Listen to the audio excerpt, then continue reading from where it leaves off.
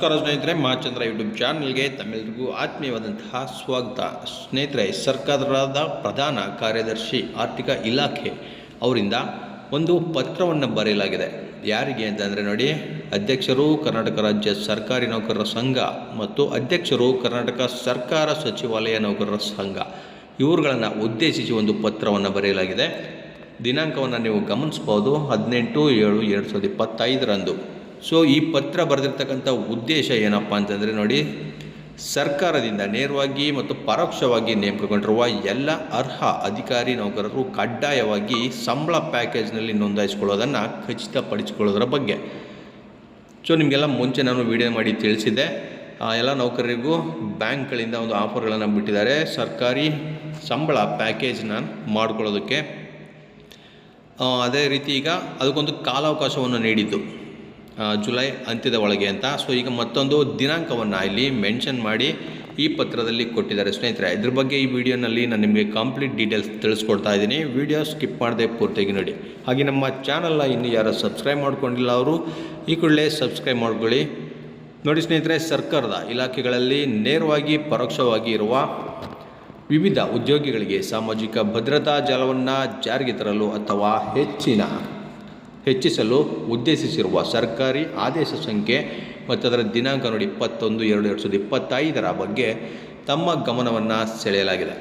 ಮೇಲಿನ ಸರ್ಕಾರಿ ಆದೇಶದ ಉದ್ದೇಶವೆಂದರೆ ವಿವಿಧ ಬ್ಯಾಂಕುಗಳು ತಮ್ಮ ಸಂಬಳ ಪ್ಯಾಕೇಜ್ಗಳಲ್ಲಿ ಖಚಿತವಾಗಿ ಮತ್ತು ಉಚಿತವಾಗಿ ಅಥವಾ ನಾಮಮಾತ್ರ ವೆಚ್ಚದಲ್ಲಿ ನೀಡುವ ಅಪಘಾತ ಮತ್ತು ಅವಧಿ ವಿಮಾ ರಕ್ಷಣೆ ಮತ್ತು ಇತರ ಪ್ರಯೋಜನಗಳನ್ನು ಅಧಿಕಾರಿ ಮತ್ತು ನೌಕರರು ಪಡೆದು ತಮ್ಮ ಅವಲಂಬಿತ ಕುಟುಂಬಗಳನ್ನು ಸುರಕ್ಷಿತಗೊಳಿಸುವುದು ಅಲ್ಲದೆ ಸಂಬಂಧಪಟ್ಟ ಅಧಿಕಾರಿ ಮತ್ತು ನೌಕರರು ಪ್ರಧಾನಮಂತ್ರಿ ಸುರಕ್ಷಾ ಬಿಮಾ ಯೋಜನೆ ಮತ್ತು ಪ್ರಧಾನಮಂತ್ರಿ ಜೀವನ್ ಜ್ಯೋತಿ ಬಿಮಾ ಯೋಜನೆ ಈ ಯೋಜನೆಗಳ ಅಡಿ ಹೆಚ್ಚಿನ ವಿಮಾ ರಕ್ಷಣೆಗಾಗಿ ನೋಂದಾವಣೆ ಮಾಡಿಕೊಳ್ಳಲು ಪ್ರೇರೇಪಿಸುವುದು.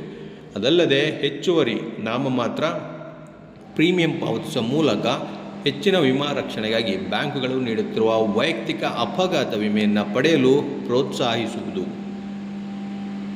ಸೊ ಆದ್ದರಿಂದ ಸರ್ಕಾರಿ ಆದೇಶ ಹೊರಡಿಸಿದ 3 ತಿಂಗಳಲ್ಲಿ ಎಲ್ಲ ಅಧಿಕಾರಿ ಮತ್ತು ನೌಕರರು ಮತ್ತು ವಿವಿಧ ನಿಗಮ ಮತ್ತು ಮಂಡಳಿಗಳ ಉದ್ಯೋಗಿಗಳು ತಮ್ಮ ಕುಟುಂಬಗಳ ಹಿತದೃಷ್ಟಿಯಿಂದ ತಮ್ಮ ಆಯ್ಕೆಯ ಯಾವುದೇ ಬ್ಯಾಂಕ್ ನೀಡುವ ಸಂಬಳ ಪ್ಯಾಕೇಜ್ಗಳನ್ನು ಸ್ವಯಂ ಪ್ರೇರಿತವಾಗಿ ಆಯ್ಕೆ ಮಾಡಲು ಹೆಚ್ಚಿನ ಆಸಕ್ತಿಯಿಂದ ಮನವೊಲಿಸುವುದು ಮತ್ತು ಸಂಬಂಧಪಟ್ಟ ಬ್ಯಾಂಕಿಗೆ ಸಂಬಳ ಪ್ಯಾಕೇಜ್ಗಳಲ್ಲಿ ಸೇರಿಸಲು ಅರ್ಜಿಯನ್ನು ಸಲ್ಲಿಸಲು ತಮ್ಮನ್ನು ಮತ್ತು ಎಲ್ಲ ಅಧಿಕಾರಿ ಮತ್ತು ನೌಕರರನ್ನು ಪ್ರೇರೇಪಿಸಲು ಸೂಕ್ತ ಕ್ರಮ ಕೈಗೊಳ್ಳಲು ಎಲ್ಲ ಇಲಾಖಾ ಮುಖ್ಯಸ್ಥರನ್ನು ಕೋರಲಾಗಿತ್ತು.